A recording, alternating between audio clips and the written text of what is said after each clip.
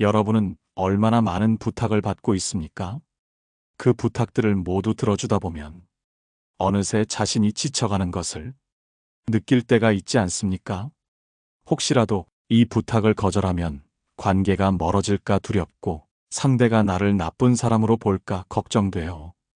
억지로 들어준 적은 없습니까? 하지만 그런 순간이 반복되다 보면 여러분은 어느새 사람들의 편리함을 위해 존재하는 사람이 됩니다. 그리고 그 관계는 언제든 여러분을 소모시킬 준비가 되어 있죠. 무서운 건 이 부탁이라는 것이 언뜻 보면 대수롭지 않아 보인다는 것입니다. 이번 한 번만 부탁할게요. 다음에는 내가 꼭 갚을게. 그래도 내가 제일 믿을만해서 부탁하는 거야. 이렇게 말하는 사람들은 처음엔 미안한 듯 하지만 결국엔 또다시 비슷한 부탁을 반복합니다. 여러분, 부탁을 자주 하는 사람들 중 일부는 의도적이든 무의식적이든 상대를 지치게 만들고 관계를 자기 중심으로 재편합니다. 오늘 여러분과 나눌 이야기는 그런 사람들의 심리에 숨겨진 위험성입니다. 그리고 특히 조심해야 할 세 가지 유형의 부탁에 대해 이야기해 보려 합니다. 이 이야기를 듣고 나면 여러분은 더 이상 불필요한 부탁에 휘둘리지 않고 자신의 에너지를 지켜낼 수 있을 것입니다. 먼저 한 가지 사례를 들려드리겠습니다. 중소기업에서 일하는 은경이라는 여성이 있었습니다. 은경은 책임감이 강하고 주변 사람들의 신뢰를 받는 사람이었습니다. 처음엔 동료들이 어려운 부탁을 해올 때마다 그래, 한번 도와주자 하는 마음으로 들어주었습니다.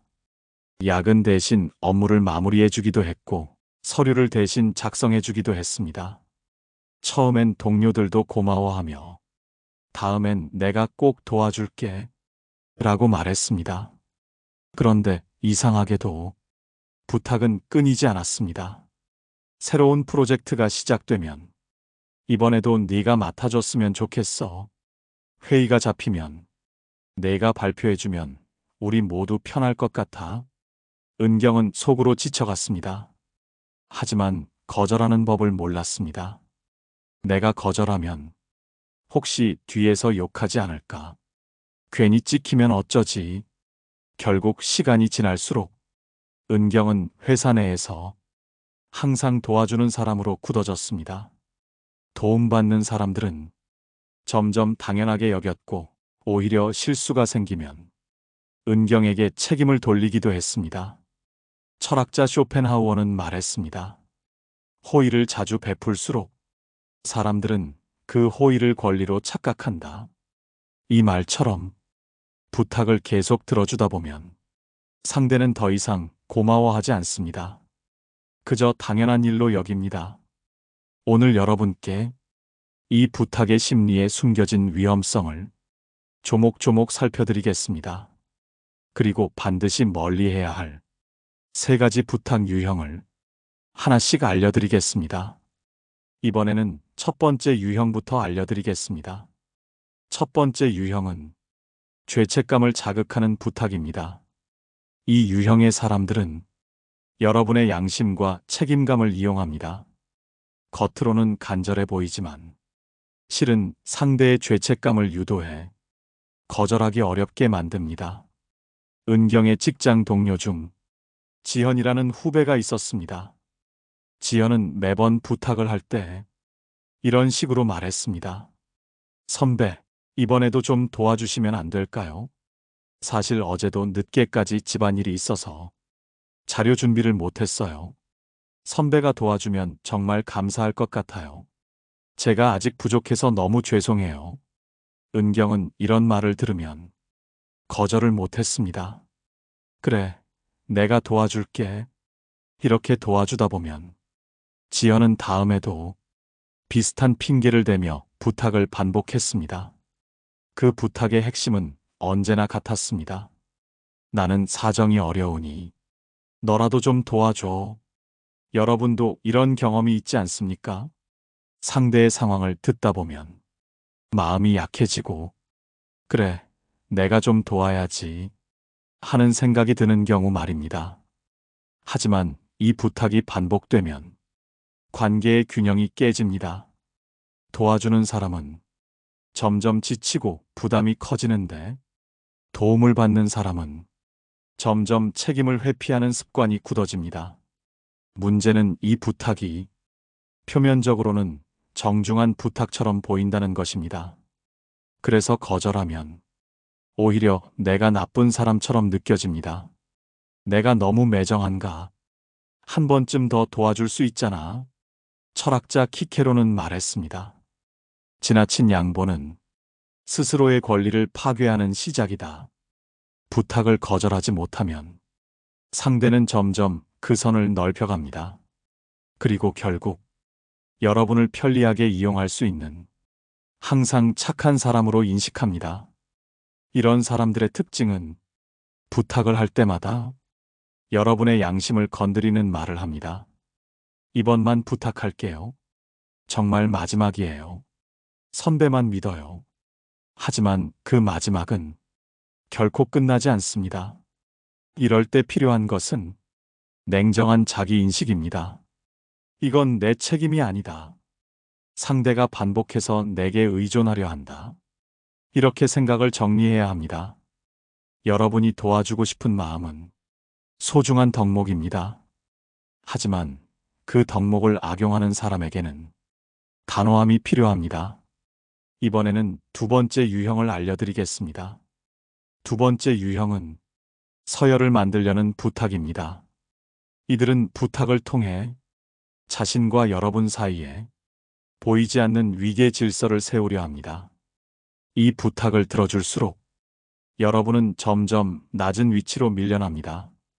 은경의 회사에는 오랜 경력을 가진 차장 선배가 있었습니다. 이름은 영수였습니다. 영수는 은경에게 자주 이렇게 말했습니다. 은경 씨, 이건 내가 하기에는 좀 번거롭고 복잡해서 젊은 사람이 속도도 빠르잖아. 이번엔 좀 부탁할게. 말은 부드럽지만 항상 중요한 일보다 번거롭고 귀찮은 일을 떠맡겼습니다. 이런 부탁이 반복되자 자연스럽게 회사 내에서는 어려운 일은 은경 씨가 잘하지 하는 분위기가 굳어졌습니다. 영수는 자신의 책임은 피하면서도 겉으로는 은경을 칭찬하며 자신보다 아래에 두려 했습니다. 이러한 사람들은 부탁을 수단으로 삼아 자신의 위치를 유지합니다. 한두 번 도와주면 그저 감사하는 것처럼 보입니다. 하지만 3번, 4번 반복되면 이미 관계의 질서가 굳어집니다. 여러분도 혹시 이런 말을 들어본 적 있습니까? 너밖에 못할 것 같아서 부탁하는 거야. 내가 하니까 훨씬 깔끔하잖아. 나이가 어린데도 참 잘한다.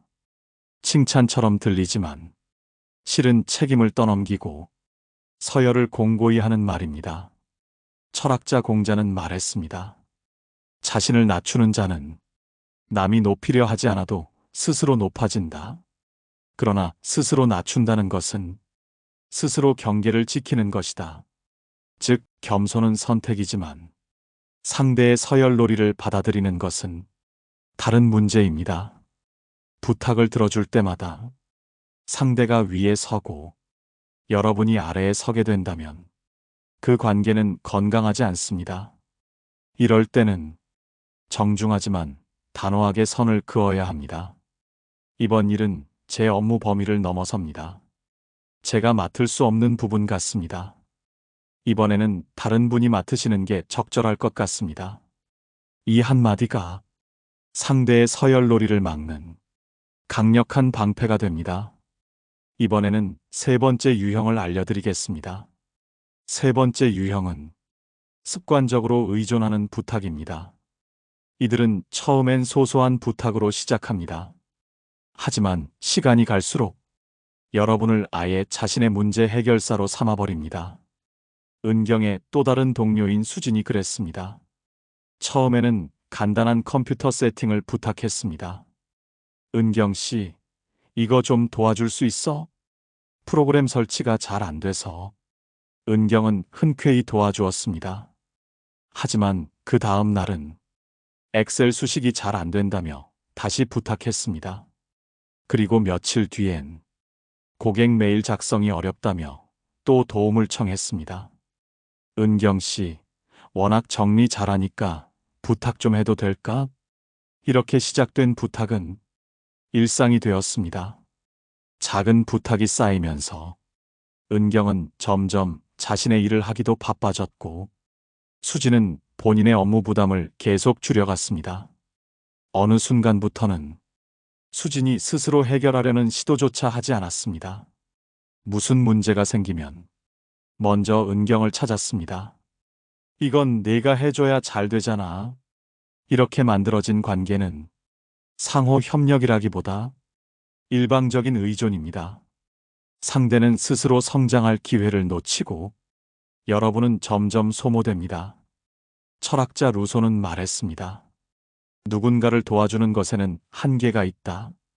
계속 도와주면 결국 상대는 스스로 걷는 법을 잃는다. 이 말처럼 지나친 도움은 상대의 책임감과 자율성을 약화시킵니다.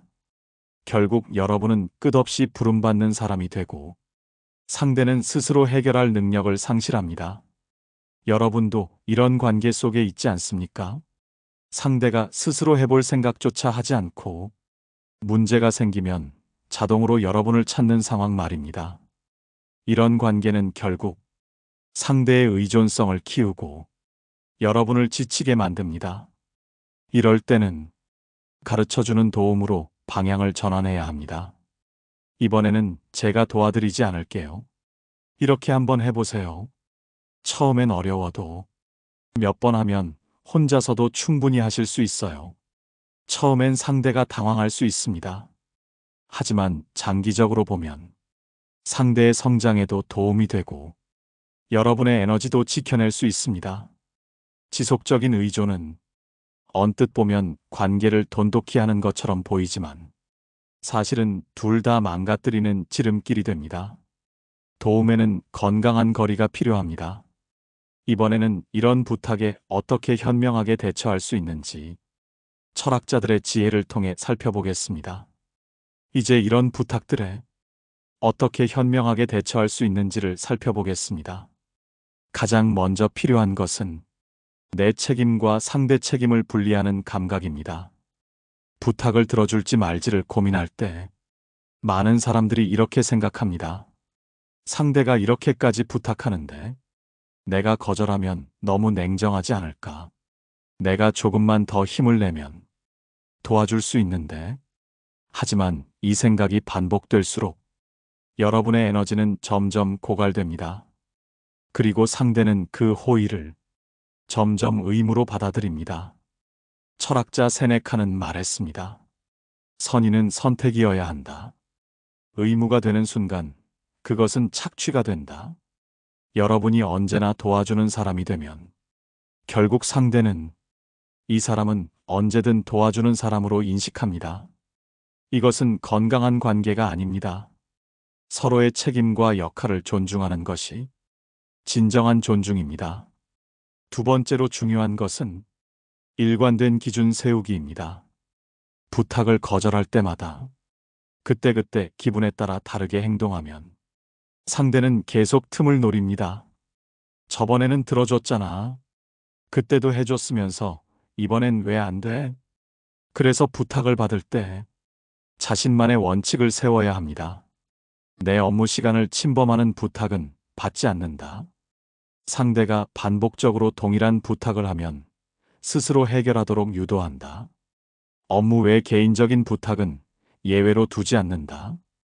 이 원칙이 여러분을 지켜줍니다. 처음에는 상대가 당황하거나 서운해할 수 있습니다. 하지만 시간이 지나면 여러분의 기준을 존중하게 됩니다. 세 번째로 중요한 것은 단호하면서도 부드럽게 거절하는 기술입니다. 거절이 무조건 냉정할 필요는 없습니다. 하지만 분명해야 합니다. 예를 들어 이렇게 말할 수 있습니다. 이번에는 제 일정이 꽉 차 있어서 도와드리기 어렵습니다. 지금은 제 책임 범위를 넘어서는 부탁이라서요. 제가 도와드리는 것도 좋지만 이번엔 스스로 해보시면 더 좋을 것 같습니다. 이런 말들은 부드럽지만 분명한 경계를 전달합니다. 상대도 아, 이 사람은 선을 지키는구나 하고 인식하게 됩니다. 철학자 아우렐리우스는 말했습니다. 남의 욕구를 다 들어주려 하지 마라. 자신의 삶도 소중하다. 여러분의 시간, 에너지, 정신적인 건강은 여러분 스스로 지켜야 합니다. 남이 대신 지켜주지 않습니다. 오히려 여러분이 허용하면 사람들은 쉽게 그 경계를 넘습니다. 다음으로 이런 부탁의 함정에 빠지지 않기 위해 평소 어떤 태도를 가져야 하는지 조금 더 깊이 들여다보겠습니다. 이제 마지막으로 이런 부탁의 함정에 빠지지 않기 위해 여러분이 평소에 가져야 할 태도를 이야기해 보겠습니다. 가장 중요한 태도는 자기 존재의 가치를 스스로 인정하는 것입니다. 여러분이 부탁을 거절하지 못하는 이유 중 하나는 관계 속에서 자신의 가치를 상대의 평가에 맡기기 때문입니다. 내가 도와주지 않으면 상대가 나를 싫어하지 않을까? 부탁을 들어주면 좋은 사람으로 인정받을 수 있을 거야. 하지만 그런 인정은 불안정합니다. 상대의 기분에 따라 여러분의 가치가 요동치게 만듭니다. 여러분은 스스로 이렇게 말할 수 있어야 합니다. 나는 이미 충분히 가치 있는 사람이다. 도와주지 않아도 내 가치는 변하지 않는다. 철학자 칸트는 말했습니다. 인간은 수단이 아니라 목적이다. 여러분이 누군가의 수단이 되어 이용당하는 관계에 머물지 말라는 뜻입니다. 두 번째 태도는 관계의 질을 선택할 권리를 스스로 가지는 것입니다. 모든 부탁을 다 들어주며 좋은 사람으로 남으려 하지 마십시오. 건강한 관계는 상호 존중과 책임 위에 세워집니다. 일방적으로 희생하거나 의존하는 관계는 결국 깨집니다. 여러분이 거절했을 때 상대가 크게 실망하거나 관계를 끊으려 한다면 그 관계는 애초에 건강하지 않았던 것입니다. 진짜 건강한 관계라면 서로의 한계를 존중하고 적절한 거리에서 균형을 유지합니다. 세 번째 태도는 스스로 문제를 떠안지 않는 습관입니다.